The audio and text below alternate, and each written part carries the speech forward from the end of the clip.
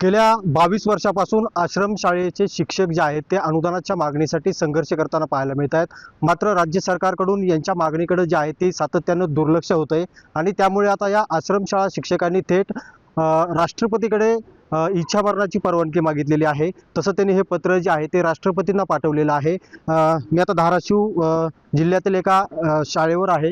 या ठिकाणी हे सर्व शिक्षक आहेत, विद्यार्थी आहेत. मात्र यांना स्वखर्चातून ही जी शाळा आहे ती गेल्या 22 वर्षापासून हे चालवत आहेत. 1 रुपयाही अनुदान नाही. त्याच्यासाठी सातत्याचा संघर्ष आहे. मात्र पैसे मिळत नाहीत, त्यामुळे यांनी परवानगी मागितली. मला सांगा, पत्र राष्ट्रपतींना लिहिलंय, काय मागणी आहे, कधीपासूनचा संघर्ष आहे?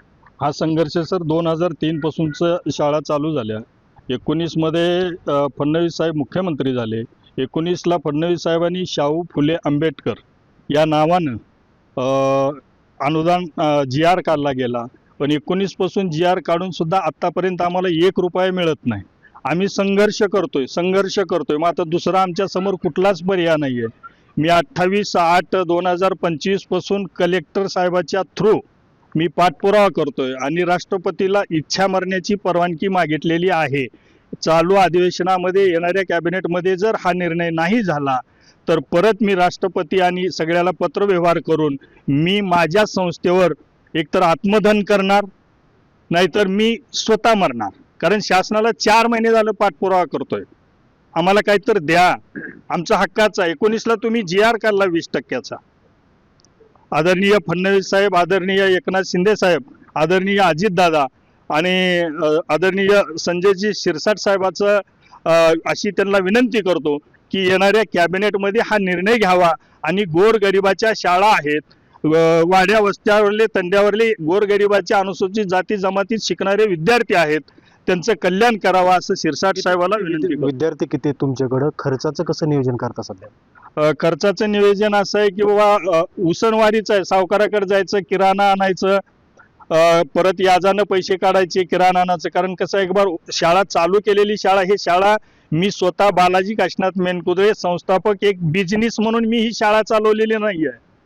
एक सर्वसामान्य माणसाला 1 लाखच्या घटकापर्यंत न्याय कसा देता येईल आपल्याला, म्हणून मी दुसऱ्याकून सावकाराकून पैसे काढून मी आज हे संस्था चालवण्याचा प्रयत्न करतोय. आज जी ही बिल्डिंग उभा आहे सगळ्याच्या सहकार्यातून, परिसरातल्या मान्यवरांनी सुद्धा मला खूप मोठं सहकार्य केलेलं आहे. आज ते झाल्यानंतर त्या मान्यवराला मला परत पैसे द्यावे लागतील ना. त्याच्यामुळं माझी एवढीच विनंती आहे, येणाऱ्या कॅबिनेटमध्ये निर्णय घ्यावा आणि आम्हाला न्याय द्यावा. तुम्ही किती वर्षापासून संस्थेवर आहे? तर मी 2004 पासून या संस्थेमध्ये कार्यरत आहे. तर 2004 पासून बऱ्याच तपासण्या झाल्या. 2013 मध्ये पडताळणी, विशेष पडताळणी म्हणून जिल्हाधिकारी मार्फत तपासणी झाली. तेव्हा कुठं आम्हाला आशा लागली वा आता जिल्हाधिकारी कार्य आपले शाळेवरती येऊन तपासणी करतात, म्हणजे आपला मार्ग मोकळा झाला. आशाला वाटली की बा आपल्याला मिळेल. नंतर काही सुद्धा नाही. पुन्हा नंतर 6 डिसेंबर 2013ला माझ्या शाळेला मान्यता मिळाली. मान्यता मिळाल्यानंतर सुद्धा 2 वर्षामध्ये आपल्याला 100% ग्रँट मिळेल. तरी पण आज जवळजवळ 19ला 20%चा GR निघाला. तरी पण 19 पासून आज 25 पर्यंत त्या GRची अंमलबजावणी काही सुद्धा झालेली नाही.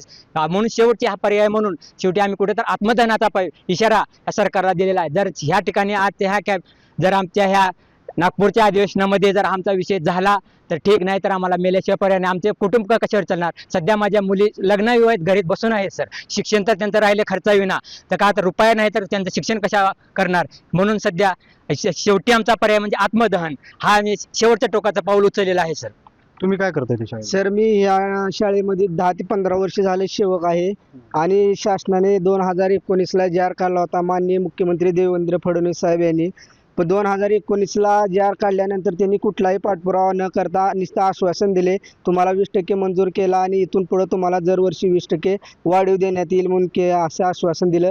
पण त्यानंतर कुठलाही 4-5 वर्ष झाला तर कुठलाही उदरनिर्वाह कसा चालतो? उदरनिर्वाह सर मी वाजवतो, इथं काम करतो, कुठं तर आलं वाजवून तर जायचं, नाही तर रोजाने 1 दिवस जायचं, तेवढंच भागवायचं. सर लहान मुलगी आहे, तिला 50 रुपयाचं दप्तर सध्या घेऊ शकत नाही सर. मी लग्न झाले सर, सासरशी म्हणतात घेऊन आम्ही मुलीला घेऊन जातो, आता काय ठेवून उपयोग नाही, तुला 1 रुपयाची कमी नाही, 10-15 वर्ष झालं तू 1 रुपया कमवू शकत नाही, तर तुझ्यापाशी बायको कशाला ठेवायची? म्हणून असं भांडत आहेत. म्हणून आता असं मरण्यापेक्षा, असं जगण्यापेक्षा आत्मदहन करून मेलेलं बरं. असं जगण्यात काय उपयोग नाही. असं पण मरालो तसं पण मरालोय. समधी कोण म्हणजे घरी गेले की घरचं बोलणं आहे, घरी शाळेत आले की विद्यार्थ्याची सर वाड्या वस्तीत दीनदलितांची लेकरं आहेत. बाबासाहेबांच्या विचाराची माणसं आणि बाबासाहेबांची शाळा आहे, तरी बाबासाहेबांची शाळा आहे म्हणून हिने अनुदान देत नाहीत का? ह्यांनी लवकरात लवकर 20% 100% वेतन काय करायचं सर, बोलू वाट नाही काय करायचं. 100% अनुदान. घरी शेत नाही, घर बसाय नाही, इथे स्वयंपाक करतो डोळे गेले. बोलायचं काय आता, बोलणं सुद्धा वाटणार की इच्छा होईना या शाळेवर याची. नुसतं मरावं वाटतंय कुठे बी गेलं तर. तुम्ही काय सांगता? स्वयंपाक करते सर, डोळ्याला दिसना, जाळ फुकून लेकर आहे ते देवा, कसं त्यांना सोडून जावं वाटतंय अजून. हं? कसं करायचं सांगा तुम्ही. मग कसं घरचं कसं काय भागवायचं? करायचं सर, एक आहे तर एक नाही, काय करायचं. जसं आहे तसं राहायचं. येईल येईल येईल वाटतंय, देवा येईल, अजून तपासणी झाली येईल वाटतंय. जायचं तसंच यायचं असंच.